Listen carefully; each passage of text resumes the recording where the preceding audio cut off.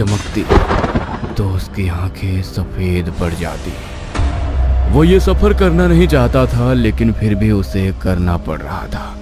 अभी अचानक कार के पिछली सीट से एक बूढ़ा आदमी उठा और उसके कान के पास आकर चिल्लाया, अभी मेरी बात सुनो, तुम वहां मत जाओ वरना तुम बेकार में मर जाओगे। अविनाश उसकी आवाज सुनकर एकदम चौंक गया।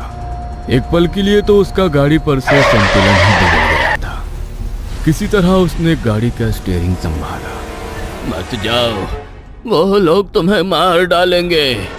लेकिन अविनाश उसकी एक बात नहीं सुन रहा था। उसने डैशबोर्ड से एक रुई का गोला उठाया और उसे अपने कान में लगा लिया। तभी रास्ते के किनारे उसे एक ढाबा और उसके बगल में एक टपरी दिखाई दी। उसने वहां अपनी गाड़ी रोक दी। वो गाड़ी से उतरा और टपरी से 4 पैकेट सिगरेट खरीदकर गाड़ी में बैठ गया। उसने पीछे की सीट पर देखा तो वो बूढ़ा आदमी कहीं दिखाई नहीं दिया। अचानक एक आदमी आकर उसकी गाड़ी के दूसरी तरफ खड़ा हो गया। वो ढाबे में काम करने वाला व्यक्ति था। उसे अविनाश ने कुछ ही देर पहले ढाबे में काम करते हुए देख लिया था। सर, क्या आप मुझे अगले गांव तक छोड़ सकते हैं? उस आदमी ने पूछा। अविनाश ने सिर हिलाया। वो आदमी कार में बैठ गया। सामने डैशबोर्ड पर अखबार रखा था। उस आदमी ने आसानी से अखबार अपने हाथ में ले लिया। अखबार के पहले पन्ने पर गोवा हाईवे पर कुछ लोगों के लापता होने की खबर थी। पुलिस को उनमें से एक का शव उसी जगह मिला जहां से वो गायब हुए थे। अविनाश ने उसकी ओर देखा। वो न्यूज़ पढ़ रहा था। इस एरिया में क्या हो रहा है? पिछले 6 महीनों में यह छठी घटना होगी, अविनाश ने कहा। क्या पता साहब, शायद यहाँ कोई गिरोह है जो ये लूटपाट कर रहे हैं। वो लोग गोवा के बाहर वाले कारों को पहचानकर निशाना बनाते हैं। साहब, आप भी ठीक से आगे बढ़िए। चाहे कुछ भी हो जाए, गाड़ी मत रोकिएगा। आखिर किसी की मदद करने से पहले हमें अपना ख्याल रखना चाहिए, उस आदमी ने कहा। कुछ देर बाद जंगल थोड़ा कम घना हुआ और इंसानों की बस्ती दिखने लगी। थोड़ी देर बाद एक गांव दिखाई दिया। जैसे ही वे गांव के पास पहुंचे, उस आदमी ने अविनाश से गाड़ी रोकने को कहा। धन्यवाद सर, सावधान रहें और जैसा कि मैंने कहा, कहीं भी ना रुकें। ये सड़क बहुत खतरनाक है, उस आदमी ने कहा। ठीक है भाई साहब, अविनाश ने कहा और अपना सफर जारी रखा। गांव पीछे छूट गया था। सड़क फिर से सुनसान जंगल से घिर गई थी। अभी उसके पीछे बूढ़े की आवाज आई, सावधान सावधान, किसी भी वक्त कुछ भी हो सकता है। अविनाश एक बार फिर चौंका और उसने देखा कि उसके सामने सड़क के किनारे कोई खड़ा है। एक जवान लड़की, सफेद गाउन पहने हुए, शायद किसी चर्च में नन होगी। उसके गले में क्रॉस लटका हुआ है, सिर ढका हुआ है, लेकिन उसका गोरा चेहरा दिखाई दे रहा है। उसके पास ही एक बंद स्कूटर पड़ा था, शायद वो उसी का था। उसने कार स्लो की और फिर उस भयानक सन्नाटे में उसने कहीं दूर से चर्च की घंटी की आवाज सुनी। युवती का चेहरा अब स्पष्ट रूप से दिखाई दे रहा था। उसके चेहरे पर चिंता के भाव थे। वो डरी हुई सी खड़ी थी। उसने हाथ हिलाकर अविनाश से कार रोकने का अनुरोध किया, लेकिन उसे उस आदमी की बात याद आई। चाहे कुछ भी हो जाए, गाड़ी मत रोकना, यहाँ कुछ भी हो सकता है। अविनाश उसे पीछे छोड़ आगे निकल गया, लेकिन पता नहीं क्यों उसे क्या सूझा। उसने कार रोक दी और रिवर्स लेकर लड़की के करीब खड़ी कर दी। क्या आप मुझे मेरे चर्च तक लिफ्ट दे सकते हैं? मेरा स्कूटर खराब हो गया है। उस सुंदर लड़की ने पूछा। उसकी सुंदरता और मधुर आवाज ने अविनाश को मोहित कर लिया। हाँ, क्यों नहीं, अब बैठ जाइए, अविनाश ने कहा। वो लड़की कार के अंदर बैठ गई। उसने कार स्टार्ट की और वो आगे बढ़ने लगे। इतनी रात को तुम यहाँ क्या कर रही हो? अविनाश ने पूछा। हमारी चर्च की एक बुजुर्ग नन है, सिस्टर डायना। मैं उन्हें बस स्टैंड छोड़ने गई थी। वहाँ से आते हुए मेरी गाड़ी अचानक इस जगह पर रुक गई। मैंने काफ़ी देर तक कोशिश की लेकिन गाड़ी स्टार्ट नहीं हुई। ये इलाका बहुत ख़राब है। यहाँ कई लोग मारे जा चुके हैं, कई लोगों का अपहरण हो चुका है, कई लोग तो लापता भी हो चुके हैं और उनका कोई पता नहीं है। उस लड़की ने कहा। वैसे यहाँ से तुम्हारा चर्च कितनी दूर है? अविनाश ने पूछा। यहाँ से 5 किलोमीटर आगे जाने पर दाहिनी ओर एक सड़क मिलेगी। मुझे वहाँ से थोड़ा आगे जाना है। लड़की ने जवाब दिया।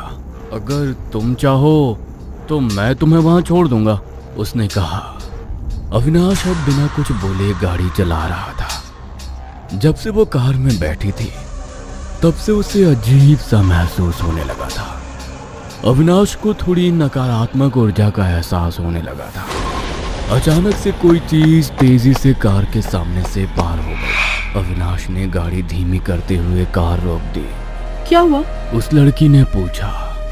अरे कोई कार के सामने से भागा। अंधेरे में मैं पहचान नहीं पाया कि वो कौन था। मुझे लगा कि वो कोई महिला होगी, अविनाश ने जवाब दिया। मैंने कहा था ना कि ये इलाका अच्छा नहीं है। ज्यादा देर मत करो, गाड़ी आगे बढ़ाओ, उसने कहा। अविनाश ने गाड़ी वापस आगे बढ़ाई। अब वो दोनों थोड़ा आगे बढ़ चुके थे कि अचानक तिरछी नजरों से उसे अपनी गाड़ी के ठीक बगल में कुछ हिलता हुआ महसूस हुआ। वो दाहिनी ओर मुड़ा और एक आदमी को देखा। वो कार के ठीक बगल में दौड़ रहा था। दादा, आप मुझे कुछ दूर तक छोड़ सकते हैं? मेरी गाड़ी खराब हो गई है, प्लीज मुझे छोड़ दीजिए। काली शर्ट और नीली जीन्स पहने एक अधेड़ उम्र का आदमी, जिसके चेहरे पर थोड़ा खून लगा था और वो कार की स्पीड से दौड़ता हुआ गिड़गिड़ा रहा था। अविनाश को समझ नहीं आ रहा था कि क्या करे। उसे पसीना आ रहा था। क्या हुआ? आप डर क्यों रहे हैं? उस लड़की ने पूछा। अरे देखो, ये आदमी कार की स्पीड से कैसे दौड़ रहा है। कौन सा आदमी? लड़की ने पूछा। अरे यही जो मेरे बगल में दौड़ रहा है, खिड़की से बाहर देखो, अविनाश ने जवाब दिया। नहीं, मुझे कुछ दिखाई नहीं दे रहा। तुम खिड़की बंद करो और जल्दी से गाड़ी की स्पीड बढ़ा दो। मुझे लगता है तुम्हें वहम हो रहा है, लड़की ने अविनाश से कहा। अविनाश पूरी तरह से डर गया था। अविनाश को डरा हुआ देख लड़की ने कहा। मुझे लगता है कि आपको इस समय और आगे सफर नहीं करना चाहिए। आप हमारे चर्च में रात को रुक सकते हैं, सुबह आप जा सकते हैं। कुछ देर बाद लड़की ने कार दाईं ओर जाने वाली सड़क पर मोड़ने के लिए कहा। अविनाश ने कार दाईं ओर मोड़ दी। कुछ किलोमीटर आगे कच्ची सड़क थी और अब आगे चर्च दिखाई देने लगा। उसने कार चर्च के सामने लाकर रोक दी। वो दोनों कार से बाहर निकले। रात हो चुकी थी और अविनाश जान चुका था कि इस सफर को जारी रखना खतरनाक था। इसीलिए वो आज रात चर्च में ठहरने वाला था और कार की डिक्की से अपना बड़ा बैग निकाला। उसके सामने एक विशाल 3 मंजिला चर्च की इमारत थी। चर्च के सामने एक बड़ा सा आंगन था जिसके चारों ओर 1-2 कारें खड़ी थी। कुछ बाइकें भी खड़ी दिखी। क्या यहाँ कोई फंक्शन है? यहाँ इतनी सारी कारें क्यों हैं? अविनाश ने पूछा। पड़ोसी गांव में शादी है। शादी में बहुत सारे मेहमान आ रहे हैं। हमने अस्थायी रूप से ये जगह उनकी गाड़ियां खड़ी करने के लिए दे दी है। वो कल दोपहर तक ये सारी गाड़ियां यहाँ से ले जाएंगे। वो चलते चलते अब चर्च में आ गए और उसने अविनाश को आगे जाने के लिए कहा और दरवाजा बंद कर लिया। लेकिन दरवाजा बंद करने से पहले उसने अविनाश की कार की तरफ देखा और एक अजीब सी मुस्कान दी। अविनाश ने देखा कि चर्च के मुख्य हॉल में कहीं भी यीशु की छवि नहीं थी।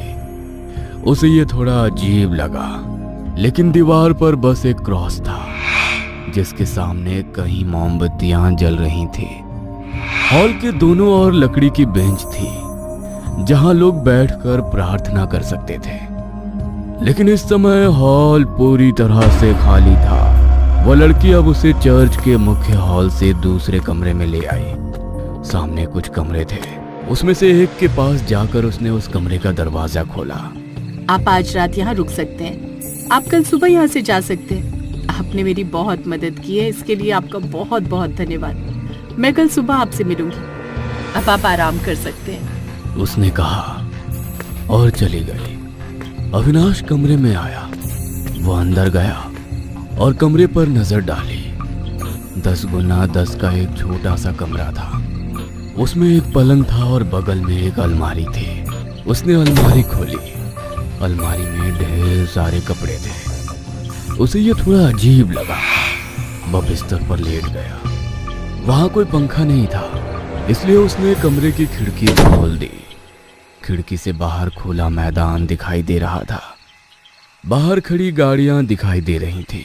वो बिस्तर पर लेट गया और उसी समय एक कबूतर कमरे की खिड़की की चौखट पर आकर बैठ गया। वो अजीब सा आवाज में कुछ चिल्ला रहा था, मानो वो कबूतर बोलने की कोशिश कर रहा हो। अविनाश ने उसे वहां से उड़ा दिया। 1 घंटा बीत गया होगा। अचानक वहां की सारी लाइटें बुझ गई। वनन जो उसे कमरे में छोड़कर गई थी, अविनाश के कमरे के दरवाजे के सामने आकर खड़ी हो गई और उसके पीछे एक बूढ़ी कमजोर नन आई। युवती के हाथ में एक अजीब धातु का कटोरा था जिसमें तरल पदार्थ जैसा कुछ था। बूढ़ी औरत के हाथ में एक लोहे का सूरा था। दरवाजा खोलो। बूढ़ी औरत ने अजीब तरह से मुस्कुराते हुए उससे कहा। युवती भी उसकी ओर विकृत भाव से मुस्कुराई और दरवाजा खोल दिया। अंदर अंधेरा था। लड़की ने दूसरे हाथ से टॉर्च जला दी और कमरे में देखा तो अब कमरे में कोई नहीं था। वो कहाँ गया? बूढ़ी औरत ने लड़की की ओर देखते हुए पूछा। अरे सिस्टर हेलेन, मैंने उसे इस कमरे में आराम करने के लिए कहा था। कौन जाने वो कहाँ चला गया। जाओ उसे ढूंढो। बुढ़िया ने लड़की से कहा। युवती हड़बड़ी में अविनाश को ढूंढने चली गई। उसने चर्च के हर संभव कमरे में उसकी तलाश की, लेकिन उसे अविनाश कहीं नहीं मिला। लेकिन उसकी कार अभी भी बाहर थी, इसलिए वे दोनों जानते थे कि वो अभी भी चर्च में ही है। अब वो दोनों चर्च हॉल में एक बेंच पर बैठ गई। तभी कहीं से एक कबूतर उड़कर हॉल में आया और ऊपर पंखे पर बैठ गया। दोनों ने कबूतर को देखा और उनके चेहरे पीले पड़ गए।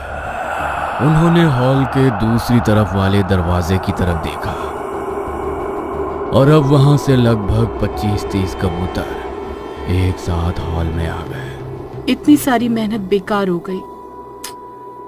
वो लड़की निराश होते हुए बोली और तभी उन्हें लगा कि कोई दरवाजे से आ रहा है। तो अविनाश वहां से आ रहा था। उसके हाथ में एक बंदूक थी। उसे देखते ही युवती जानवरों की तरह चीखती हुई उसकी ओर दौड़ी। उसने अपने हाथ में पकड़ी बड़ी बंदूक से गोली चला दी।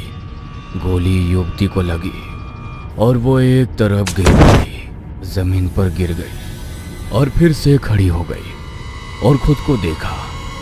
गोली उसके पेट से पार हो गई थी, लेकिन उसके पेट से खून नहीं निकल रहा था।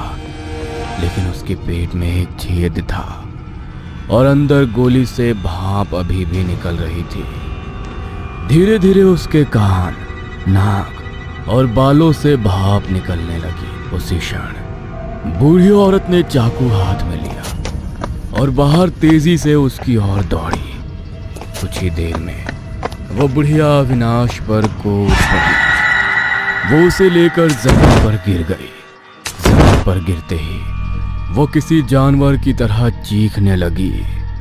उसकी आंखों का रंग पूरी तरह बदल गया था। उसकी आंखें लाल हो गई थी। उसका चेहरा सफेद पड़ गया था। उसके सामान्य नाखून अचानक बहुत तेज हो गए थे। उसकी सुइयों जैसी तीखे दांत अब चमक रहे थे। कौन हो तुम? कहाँ से आए हो? बुढ़िया ने अविनाश से पूछा। हंटर, अविनाश ने कहा और अविनाश ने उस बुढ़िया के पेट में चांदी का चूरा घोंप दिया। बुढ़िया बहुत ही विकृत स्वर में चीखी। उसके पेट के घाव से सचमुच भाप निकल रही थी। तभी पीछे जमीन पर पड़ी युवती चीखी और अविनाश की ओर दौड़ी। अविनाश ने बुढ़िया को धकेला और उठकर हॉल के दरवाजे से बाहर भागा। वो दोनों औरतें विकृत तरीके से चिल्लाते हुए उसका पीछा करने लगी। उन्होंने अपना रूप बदल लिया था। अविनाश तेजी से भागा और अपने सामने दाहिनी ओर वाले कमरे में कूद गया। वे दोनों तेजी से कमरे में दाखिल हुए और अगले ही पल उन्हें एहसास हुआ कि उनके सिर उनके धड़ पर नहीं है। उन दोनों के सर दरवाजे के चौखट पर लगे तेज तार से कट चुके थे। दोनों धड़ जमीन पर गिर गए, लेकिन उनके सर जोर जोर से चीख रहे थे। अविनाश ने उन दोनों के सिर को बालों से पकड़कर ऊपर उठाया और भागते हुए हॉल में आया। फर्श पर पड़ी बंदूक उठाई और उनके हिलते हुए सिर में 2 चांदी की गोलियां लगा दी। एक कबूतर फड़फड़ाकर उसके कंधे पर बैठ गया। उस कबूतर के दोनों पैरों में 2 सोने की अंगूठियां थी। उन दोनों सोने की अंगूठियों पर डैनी डैनी नाम खुदा हुआ था। अविनाश ने जेब से बटुआ निकाला। बटुए में एक तस्वीर थी। उस तस्वीर में अविनाश के साथ 2 लोग थे, एक जवान लड़का और एक बूढ़ा आदमी। बूढ़ा आदमी वही था जो उसकी कार की पिछली सीट पर बैठा उससे बातें कर रहा था। उन्हें 7 महीने पहले की घटना याद आ गई, जब डैनी और उसके पिता पीटर क्रिसमस के लिए गोवा गए थे। पीटर ने अविनाश को बचपन में पाला था। डैनी पीटर का बेटा था, इसलिए डैनी उसके छोटे भाई जैसा था। वे दोनों एक ही रात लापता हो गए। किसी को समझ नहीं आ रहा था कि उनके साथ क्या हुआ, लेकिन बाद में पुलिस को जंगल में पीटर की लाश मिली। पीटर के शरीर पर कई जख्म थे। वे जख्म साधारण नहीं थे, वो किसी जानवर के जैसे थे। उसके बाद कुछ दिन ऐसे ही बीत गए। अविनाश ने मामले की जांच पड़ताल की, लेकिन उसे कोई जानकारी नहीं मिली। धीरे धीरे उसे अपने आसपास पीटर की मौजूदगी का एहसास होने लगा। पीटर की अतृप्त आत्मा ने उसे उस रात हुई घटनाओं के बारे में बताने लगी। अविनाश ने ये रात इसलिए चुनी थी क्योंकि उस दिन 13 तारीख थी और शुक्रवार था। वो दोनों औरतें इसी समय पर शिकार पर निकलती थीं। मानव शरीर ही उनका शिकार था। वो दोनों औरतें इंसानों का शरीर खा जाती और फिर उस व्यक्ति की आत्मा को कबूतर के शरीर में कैद करके उसे कबूतर के पिंजरे में बंद कर देती। अब तक कई लोग इनके शिकार हो चुके थे, लेकिन वो